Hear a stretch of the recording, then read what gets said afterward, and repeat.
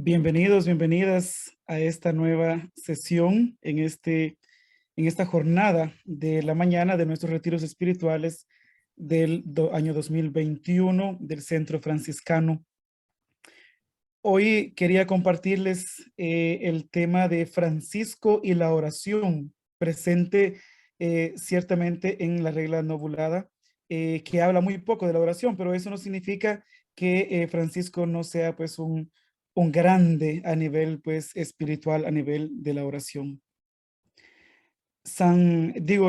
Tomás de Celano hace una afirmación muy preciosa en el memorial y él dice: así hecho todo él, refiriéndose a Francisco, no ya solo orante, sino oración, enderezaba todo él, dice, mirada interior y afectos hacia lo único que buscaba en el Señor. Es decir, toda su persona, su interior. Por eso también la oración franciscana es afectiva, dice, su mirada, su interior y sus afectos, todo estaba siempre dirigido hacia Dios, que era lo único que él buscaba en su vida. Bien, ahora, en la regla novulada, que es nuestro texto que nos acompaña en esta jornada, en esta semana, en el capítulo número 3, Francisco habla de la oración. Y Francisco divide la oración en dos grandes grupos de frailes. El primero es el grupo de los clérigos, los diáconos y los sacerdotes. Y para ello dice Francisco que les obliga a rezar el oficio divino, que es el oficio de la iglesia, es decir, es obligatorio también para los frailes, ¿no? Sobre todo para los clérigos. Y después hace un segundo grupo que son los laicos, los hermanos que no son ni diáconos ni sacerdotes. Y a esos hermanos laicos, Francisco les dice que deben rezar una serie de Padre Nuestros, ahí dice el número de Padre Nuestros, juntamente con el credo y el Gloria al Padre. Es decir, las oraciones que estos frailes laicos podrían aprenderse en memoria, o más bien, que ya sabían de memoria. En cambio, el oficio divino, cada día hay que leerlo y cada día es diferente, ¿no? El salterio, que es en la actualidad al menos por 4 semanas, eh, distribuido en horas diferentes, que también estaba de la misma forma distribuido en el tiempo de Francisco. Y entonces los clérigos debían leer digamos, este libro litúrgico. Muy bien. Entonces, pero es interesante porque la división que hace Francisco acá no está en función en realidad del ser clérigo o no, sino más bien por cuestiones prácticas o culturales. Es decir, aquellos que saben leer, dice Francisco en este capítulo, aquellos laicos, vamos a ver, los clérigos deben rezar con el oficio divino, es decir, en el que tienen que leer los salmos y toda la liturgia de la iglesia. Los laicos, si como no saben leer, entonces, estamos hablando de la época, si como no saben leer, la mayoría, entonces los laicos deben rezar Padre Nuestros, el Gloria al Padre y el Credo, que eso se lo saben de memoria. Pero, dice Francisco, si algunos laicos saben leer, entonces que ellos también puedan unirse a los clérigos para rezar el oficio divino, es decir, con los salmos, con la liturgia oficial de la iglesia. Eso es interesante porque eso significa que la división que hace Francisco no es un poco clericalista, sino que es en función a que si saben leer o no saben leer. Porque si tenemos ahí al grupo de los laicos en medio de los sacerdotes, pero los laicos no saben leer, entonces se van a sentir mal, porque van a estar en el oficio que no se sienten parte ellos. ¿Por qué? Porque no saben leer. Entonces, Francisco dice, pero aquellos que saben leer, entonces únanse a los clérigos, a los que sí saben leer, obviamente, y los que rezan el oficio divino. Bueno, el caso es que entonces la división que Francisco hace es en función, decíamos, de si saben utilizar el salterio o no. Entonces no es tanto una cuestión de clérigos o laicos. Eso es regla novulada número 3. Pero esta situación cambia ya en la regla bulada, en el capítulo 3 de la regla bulada. Porque ahí Francisco dice que los clérigos deben rezar el oficio divino según la ordenación de la Santa Iglesia Romana, excepto el Salterio, porque el Salterio era libro grande, era un solo libro que tenían, imagínense, para todo el coro, ¿no? Entonces, el grupo de frailes tenían un gran libro en el cual todos leían desde lejos, significa que era grande, ¿no? Entonces, Francisco les permite no usar este gran libro, sino breviarios. Inicia ahí a ponerse, digamos, de forma abreviada, por eso se llama breviario, aquella liturgia del libro grande, pero en un libro chiquito. Ahora, ¿por qué? Porque estos frailes no son monjes que están en un solo lugar. Estos frailes van de un lugar a otro y no pueden llevar un libro grandísimo para poder rezar en el camino o cuando tienen la hora canónica para rezar, ¿no? Entonces, Francisco adopta el breviario de la curia romana, es decir, con el que reza el Papa. Ese lo asume, digamos, la liturgia romana, pero en forma de breviario, de modo que sea pequeño y que los frailes lo puedan llevar. De hecho, de la liturgia de esa época de la curia romana, solo tenemos un ejemplar nada más, un breviario, y es justamente el breviario de San Francisco. Entonces, que lo tenemos pues como reliquia, ¿no? Porque es el que usó San Francisco. Es el único que queda de esa época. Entonces, para tener una idea nosotros de cómo eran los breviarios de esa época. Entonces, los clérigos deben rezar el oficio divino.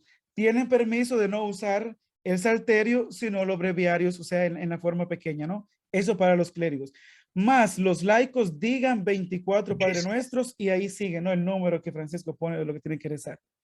Pero es interesante porque esta regla de 1223, que no es la no bulada, sino que la bulada, esta regla aquí ya no deja espacio para que los hermanos laicos puedan rezar con los clérigos. Es interesante esto, ¿no? Fíjense que aquí tenemos, por ejemplo, un dato del por qué muy posiblemente la regla no bulada, por eso no fue bulada, no fue aprobada, porque había muchas dudas, digamos, en algunas cosas, ¿no? La liturgia, la iglesia siempre ha hecho la división entre los clérigos y los laicos, casi nunca los ha mezclado, ¿no? Es más, un laico no puede ser superior de un clérigo. Pero eso es lo que manda la iglesia. Eso es el derecho canónico. Y eso significa que ya está la otra regla, la que va a ser 800 años en el año 2023, esa regla sí ya deja muy claro que los clérigos rezan el oficio divino y los laicos rezan los Padres Nuestros, el credo y el Gloria al Padre. Ahora, hago una anotación aquí.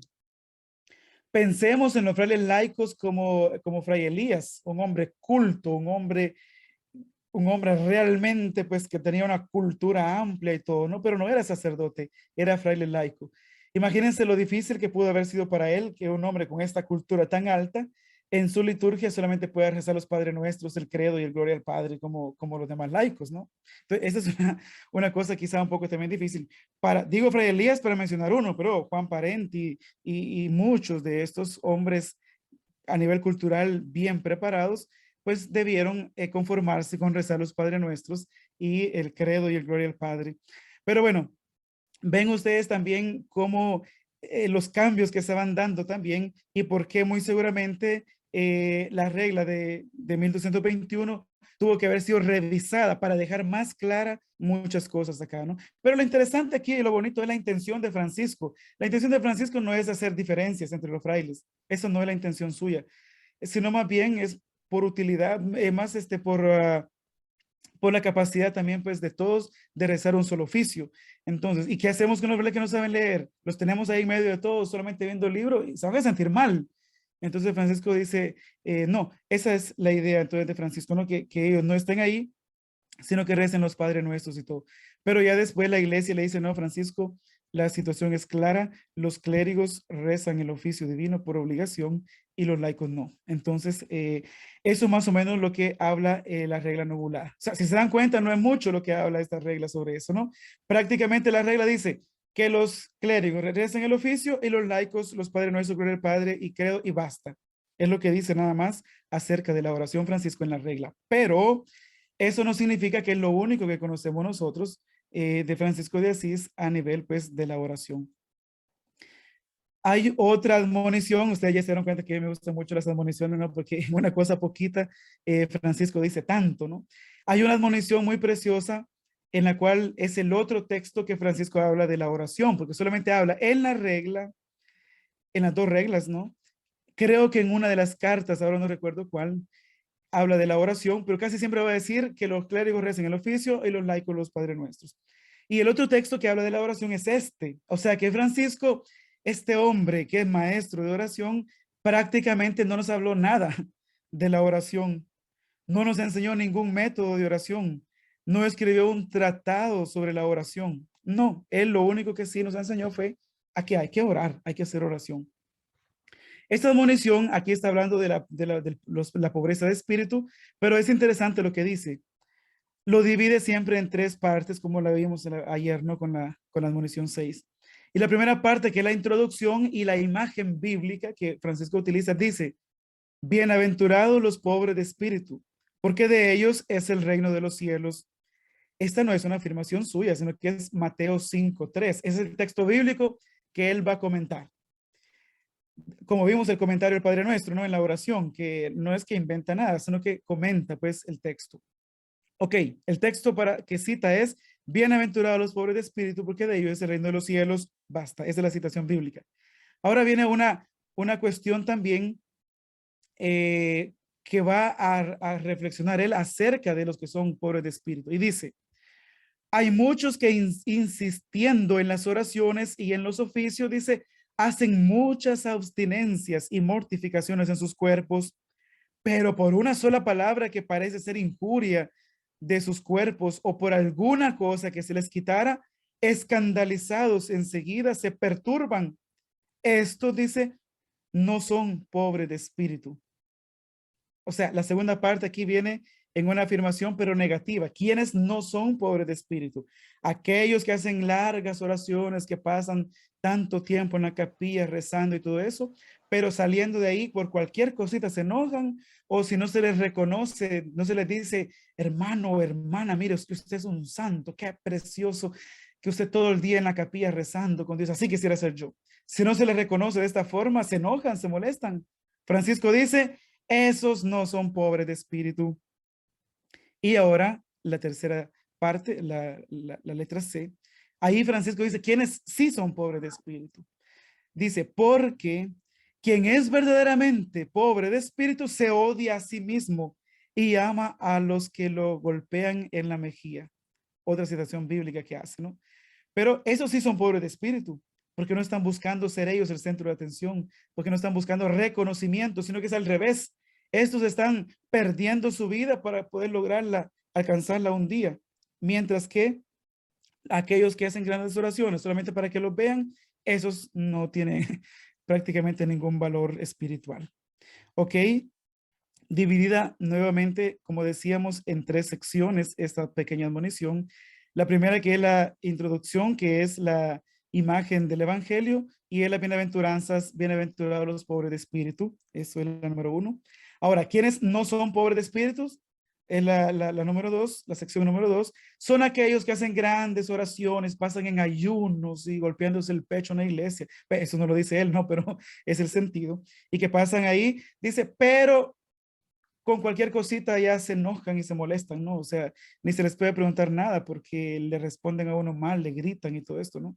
Eso dice Francisco, prácticamente de por gusto que pasan todo el tiempo en la capilla porque solamente lo están haciendo para llamar la atención, solamente lo están haciendo para lograr reconocimiento. Estos no son pobres de espíritu. Y la tercera parte, que es donde afirma quiénes sí son pobres de espíritu, los que son verdaderamente pobres de espíritu se odian a sí mismos y aman a quienes los golpean en la mejilla. Odiar en realidad aquí no es en el sentido psicológico en la actualidad, ¿no? Que te odio es contrario a amar, ¿no? No, aquí odiar sería como un poco como desapegarse, pues, conscientemente, eso sí, ¿no? Renunciar a la propia voluntad o amar menos, digamos, o posponer, o sea, me amo menos yo a mí para dejar el espacio a Dios, o me pospongo, ¿no? O sea, yo soy después, otra vez como Juan el Bautista, ¿no? Es necesario que yo disminuya para que Él crezca, porque yo no soy ni siquiera digno de desatarle la correa de la sandalia. No, es Él quien debe crecer, no soy yo. Esta es la pobreza de espíritu según Francisco de Asís, ¿no? Pero no son aquellos que pasan solamente rezando y que después tratan mal a la gente. Bueno, ok. Hermanos, Francisco, quien es llamado maestro de oración, en realidad no dejó un tratado sobre la oración para sus frailes. Las pocas veces que en sus escritos habla de la oración, se limita a decir que los clérigos digan el oficio divino y los laicos Padre Nuestros, Credo, Gloria al Padre, etcétera, ¿no? Pero él nunca habló de la oración mental, por ejemplo, la oración contemplativa, la oración con la palabra de Dios, la oración. No, no, él no nos habló de eso, como para decir los frailes o los franciscanos deben seguir este camino. No, él no nos habló de eso. Lo que sí es cierto es que Francisco siempre nos va a llevar al Evangelio. Entonces, en el Evangelio vamos a encontrar nosotros la fuente de oración. Y como lo vimos ayer, para nosotros cristianos, la fuente pues será siempre Cristo, la fuente de oración. Sin embargo, su experiencia personal de oración fue fundamental para el encuentro con Dios. Gracias a las oraciones escritas que nos dejó, podemos intuir su relación con Dios, la fe en un Dios personal y viviente, es decir, un Dios que no es una idea, un Dios que no es un concepto, un Dios que no es un objeto, es una persona. Y Francisco en la oración se pone en relación para hacer fraternidad con una persona, y esa persona para él es el Dios vivo y Dios pues personal que se hace presente en la oración para Francisco. Entonces es ponerse en relación con un otro, es ponerse en relación con Dios, con este Dios pues que es Padre. Esa es la imagen que tiene Francisco de Dios, que es Padre y que es providente. Es bonito, ¿no? Porque Francisco renunció a un padre avaro, a un padre rico, a un padre que buscaba cómo aprovecharse quizá de los demás a nivel económico, que es su padre Pietro de Bernardone. Renuncia a él para abrazar a un padre que es providente y que es Padre nuestro. Eso es precioso, ¿no? Él dice, de ahora en adelante, solamente diré Padre nuestro que estás en el cielo. Es decir, el Padre que crea fraternidad porque todos somos hijos, ¿no? Ese es el Dios que conoce Francisco. Y en la oración, por supuesto, es donde se encuentra con este Dios personal y viviente, la experiencia del Dios vivo. Es más, la imagen que acompañó a Francisco a lo largo de su vida, la imagen de Cristo, que es el Cristo siervo, es la imagen de Cristo crucificado, pero también glorificado, la imagen del Cristo de San Damián, que nosotros franciscanos conocemos, ¿no? Y es una imagen, pues, de un Cristo crucificado, pero en vez de una corona de espinas tiene una aureola y está con los ojos abiertos y está iluminado porque es crucificado, pero a la vez resucitado. Ese es el Dios personal y viviente que conoce Francisco de Asís. La intuición y percepción mística de una divina presencia con la cual se puede hablar.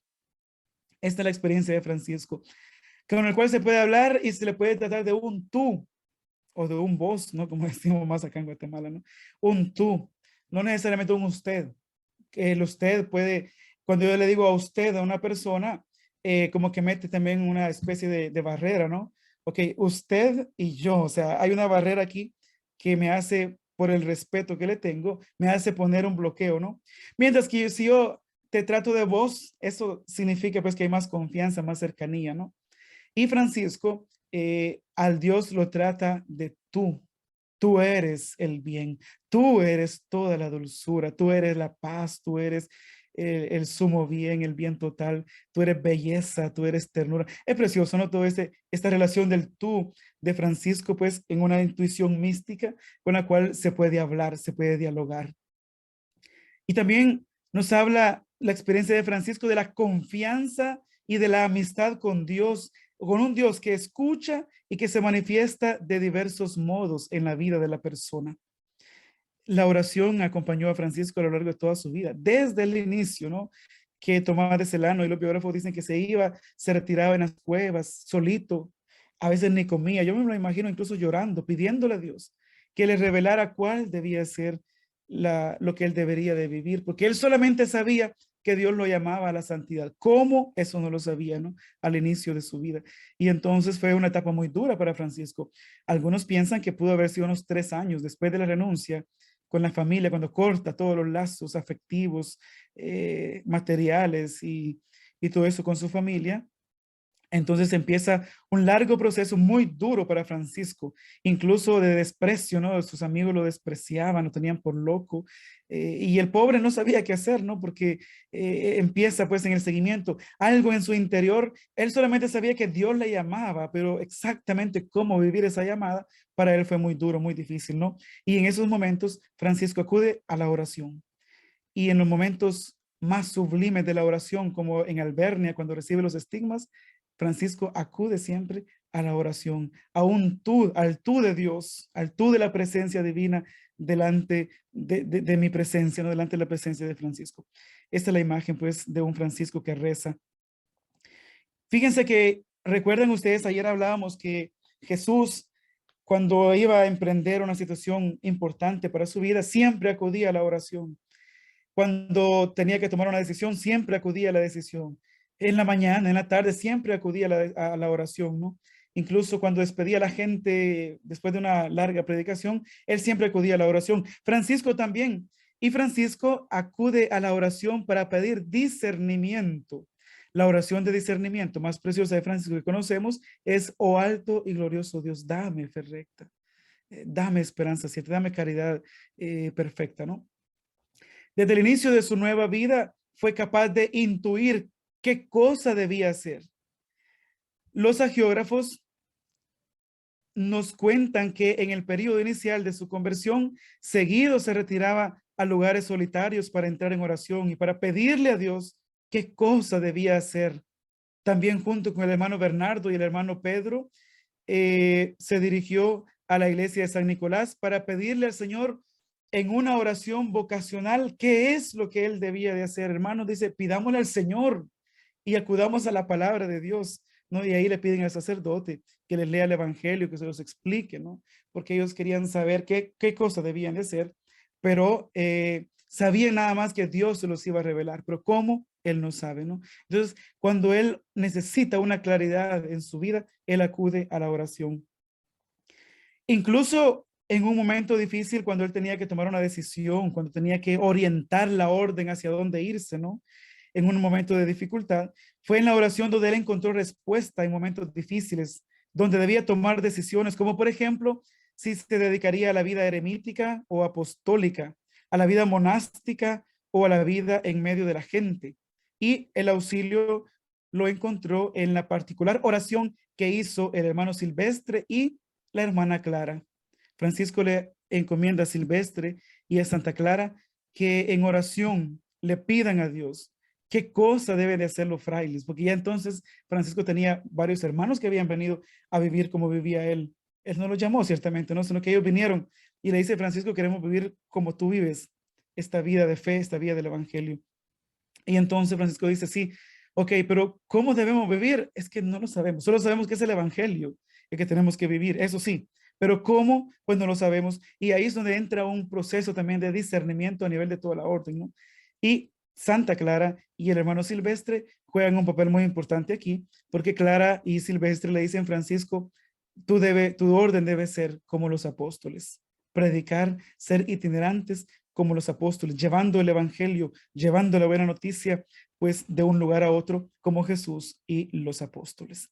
Es precioso, ¿no? Porque de la oración nació, pues, este carisma franciscano. Luego también Francisco, un hombre de la oración litúrgica. Y miren, en esto sí es un hombre fiel a la liturgia, ¿no? Tanto así que la liturgia que él escogió fue la que rezaba el Papa, porque cada diócesis tenía su propio rito incluso. Cada diócesis podría tener su propia forma de rezar. Y entonces el Papa, ¿qué es lo que pasó en la Curia Vaticana? El Papa tenía gente de todas las diócesis prácticamente, ¿no? Con todos los ritos posibles de la iglesia, que ahora ya no tenemos muchos, ¿no? Al menos en Occidente no conocemos muchos. Y entonces, como habían tantos ritos, entonces el Papa dice: ¿y cómo hacemos para rezar? Cada uno tiene su rito, ¿no? No se puede. Entonces dice el Papa: no vamos a poner una liturgia que sea solamente para la Curia romana. Y esa es la liturgia que adopta San Francisco, ¿no? Sobre todo la liturgia de las horas, que el Papa no tenía intención jamás de oficializar el rito romano como único prácticamente, ¿no? Al menos para Occidente. No es el único, pero sí es el fundamental presente casi en todo Occidente, ¿no? Y entonces el Papa no era esa la idea, sino que era tener un lenguaje común en la Curia Vaticana, porque si no cada uno ahora saca lo suyo, ¿no? Y Francisco es tan fiel a la liturgia que Francisco adopta esta liturgia vaticana, digámoslo así. No se llama Vaticano entonces, ¿no? Pero la liturgia pues del Papa, esa es la que él adopta. Y eso también en parte por la fidelidad a la iglesia, al Papa que había prometido desde la regla, desde la proto regla 1209, y también le valió para no ser tachado como herético. Entonces, porque dice, bueno, son los franciscanos que van de un lugar a otro, sí, pero serán católicos. Bueno, miremos cómo rezan. Bueno, reza igualito que el Papa, entonces no puede ser herético, ¿no? Porque si reza como el Papa, significa pues que es la liturgia de la iglesia, es la liturgia un poco más oficial, ¿no? Ok, entonces Tomás de Celano nos cuenta que Francisco rezaba con tanta devoción las horas canónicas, no importando, dice, si estaba enfermo de los ojos, del estómago, del hígado, de las piernas, de tantas cosas que él padecía, ¿no? Entonces, cuando estaba muy enfermo, que de verdad no podía levantarse y cuando ya no podía leer porque estaba ciego, él pedía que un fraile le llegara y le leyera el Evangelio. Lo pueden buscar en el memorial número 96. Entonces pide que le lean el Evangelio, que le recen la liturgia, pues la liturgia, el oficio divino. Pero es que además de las horas canónicas, Francisco compuso el oficio de la pasión del Señor, que son varios salmos, es casi como todas las horas, pero un poco en pequeño. Son muchos salmos que él compuso, que son en realidad textos bíblicos, todos son textos bíblicos que él toma de un lugar para otro y agarrando de todos lados, es como una antología, ¿no? Agarrando de todos lados una miscelánea, agarrando de todos lados, él hace un solo salmo, ¿no? Y así compone varios salmos y se llama oficio de la pasión. Ahora, Francisco rezaba con este oficio de la pasión que nosotros conocemos, ¿no? En sus escritos. Pero eso no sustituía nunca la liturgia de las horas. Él rezaba con los frailes la liturgia de las horas y a nivel personal rezaba el oficio de la pasión que él compuso. Precioso este oficio, ¿no? Porque son un montón de textos bíblicos metidos o puestos, digamos, en un solo texto, ¿no? Entonces, esto es muy bonito porque Francisco es un hombre pues, que conoce la palabra de Dios, que conoce la liturgia, ¿no? Pero este oficio de la pasión, Francisco lo rezaba fuera, digamos, de la liturgia oficial. Es como la paráfrasis del Padre Nuestro que hicimos como oración hoy, que era muy precioso. Es un comentario que él hace el Padre Nuestro, pero eso nunca habría sustituido el Padre Nuestro dentro de la liturgia. ¿Por qué? Porque él reza la liturgia oficial y aparte de eso, pues él expande, digamos, esta devoción un poco litúrgica de la oración y es así como él pasaba mucho tiempo de su vida en oración. Entonces, un hombre también pues litúrgico. Bien, voy un poco rápido hoy. Ok, hermanos. Podemos decir que Francisco, más que dejarnos en herencia un método de oración, como conclusión un poco, ¿no? Él nos ha dejado el ejemplo de hacer oración. Y aquí diríamos que hacían la pregunta la vez pasada, ¿no? ¿Cómo hacer oración? Y yo creo que la oración se hace, se aprende a hacer oración orando. Así como a manejar se aprende manejando, ¿no? Entonces, a hacer oración se aprende haciendo oración. Es decir, metiéndonos en la oración, ¿no? Entrando en la oración. Así es como vamos a aprender a hacer oración nosotros, ¿no? Los métodos, pues eso cada uno encontrará la forma, incluso el horario para poder hacer oración. Pero una oración, pues, que nazca del encuentro con Dios. Eso sí. Entonces, si no nos encontramos con Dios en la oración, significa que estamos haciendo una oración equivocada, seguramente. Y si la oración no nos lleva a ser caritativos como San Francisco, seguramente también es una oración equivocada. Francisco, un hombre comprensivo, ¿no? Un hombre pues orante, ciertamente. Eh, no nos deja un método de oración, pero nos deja el ejemplo de hacer oración y casi que hacer oración siempre. Una oración insistente, una oración prácticamente pues en todo momento. Entonces, eso, porque es una oración que nace de la experiencia del encuentro con el Dios vivo y con el Dios personal, que es una persona con la que yo me encuentro, ¿no? El Espíritu Santo. Francisco, ¿de dónde aprendió? ¿Cuáles fueron las fuentes para Francisco, para su oración? Vamos a ver las fuentes.